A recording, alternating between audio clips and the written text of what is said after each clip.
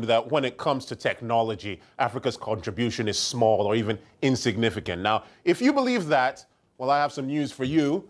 Indigenous African software and life-changing technologies are being developed every day by African techies.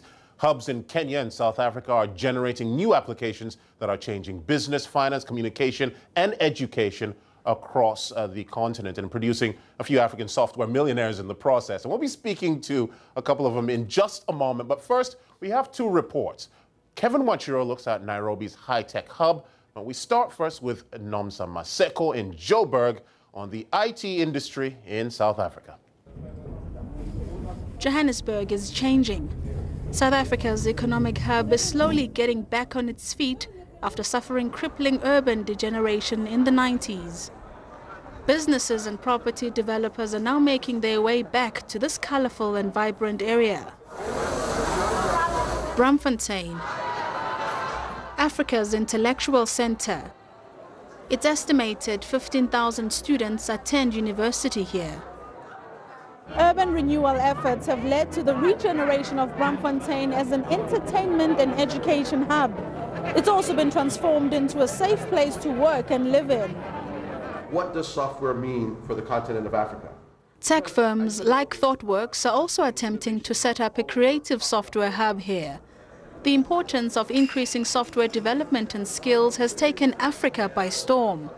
This market is driven both by technological innovation and the ever-expanding consumer sector. I think software development is the next big thing in Africa after the mobile phone.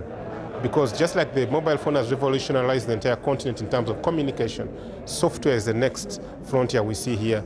And why? Because there are not that many barriers that would prevent us to get into that space compared to other industries. It's just the brains that we need, and we have lots of that.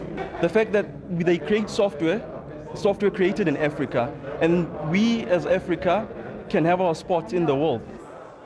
With increasing investment in the IT sector, this could very well be the start of Africa's Silicon Valley. Nomsa Maseko, BBC News, Johannesburg.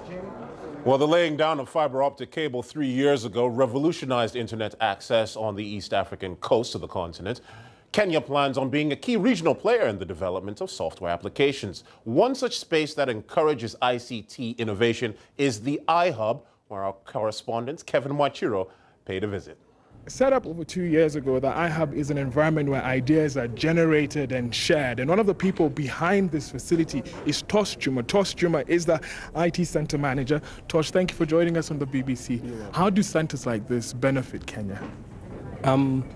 If I look at what we do as the iHub, we provide an environment for techies to bring their ideas to life.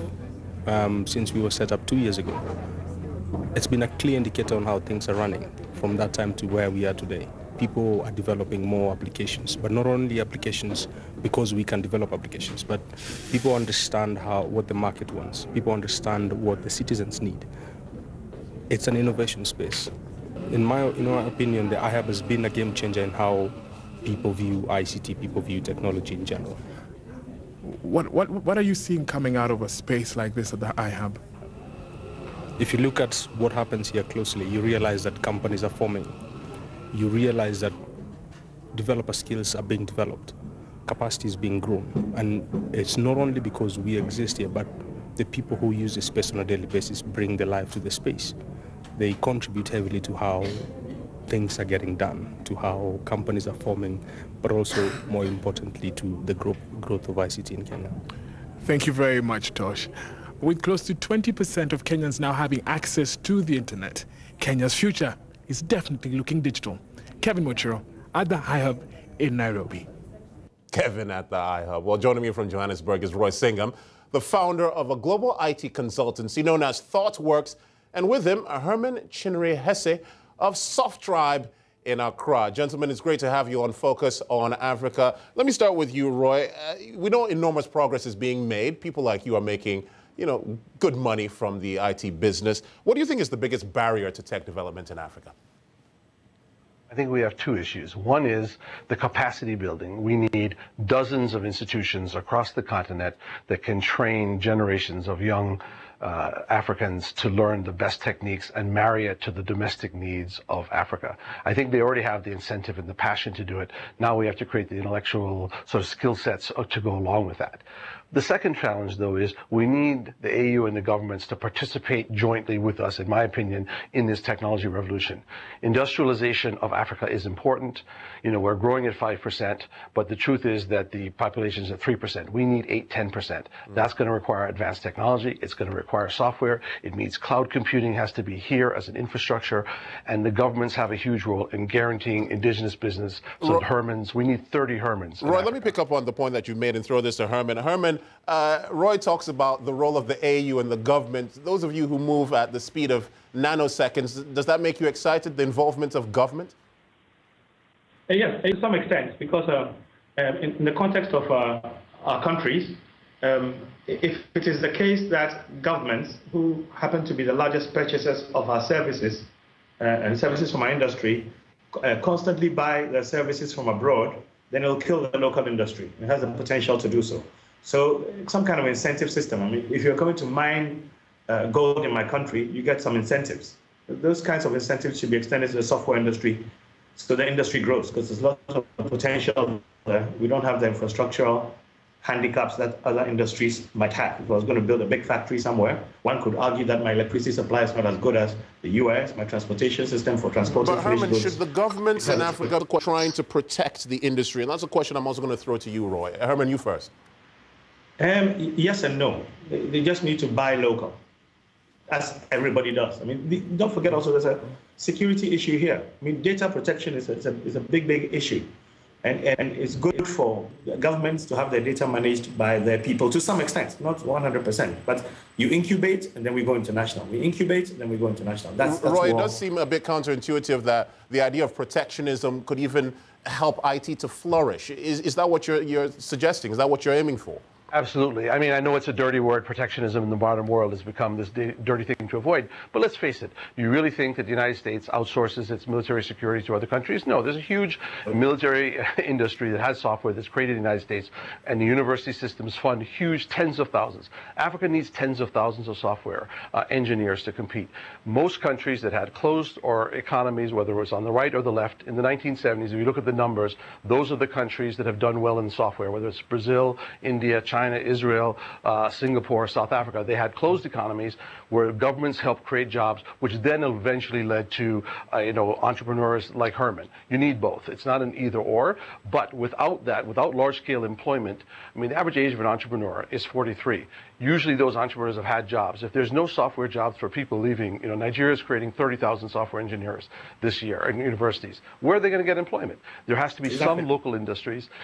And most countries, by the way, most of the Western firms are not going to bring those jobs here. That's why I call digital colonialism. We're buying software here in Africa, but we're not producing. That has to be fixed.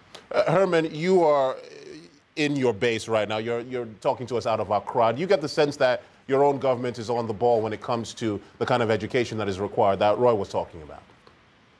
Well, I don't know that it is the case that many African governments broadly have focused on the software sector, or broadly the ICT sector, beyond the proliferation of mobile phones, etc. They're not looking at it as a job creator in a sense, and they need to start looking at it like Ghana would look at the cocoa industry, such that the incentives are in place and so on. Because right now, if you're going to invest in Ghana, I believe you have more incentives if you're going to mine some gold, or if you're going to do some plantation work or something, or some large-scale fishing or something. Right. The thinking has not gotten to the stage where software has been prioritized, even in the face of all the potential, the job creation potential that it has. Herman, Herman, I'm sorry to cut you short, Kojo. Sorry about that, but we do have to wrap up. Herman Kojo Chinere Hesse of Softdrive, there with Roy Singham, also the IT experts, global IT consultancy, ThoughtWorks. Many thanks to you, gentlemen, for being with us on Focus on Africa. And social media always is generating a lot of discussion when you throw the subject of technology up on our page. We've asked you how technology has affected you, and here's a selection of some of your views. Nabil Ahmed Rufai in Accra, Ghana, says Africa has come of age in technology. We now use ICT for banking, for buying and selling, etc. But for me, communication has seen the biggest leap. We have a Daniel Gunya in Malawi, who believes learning has been made a lot easier in Malawi. Computers have helped us both in secondary and tertiary schools. But Balam Andrew in Uganda says technology has not really moved forward in Uganda. We're still behind many other African countries. Thanks very much for your messages. Let's move on now. The head of the Libyan Olympic Committee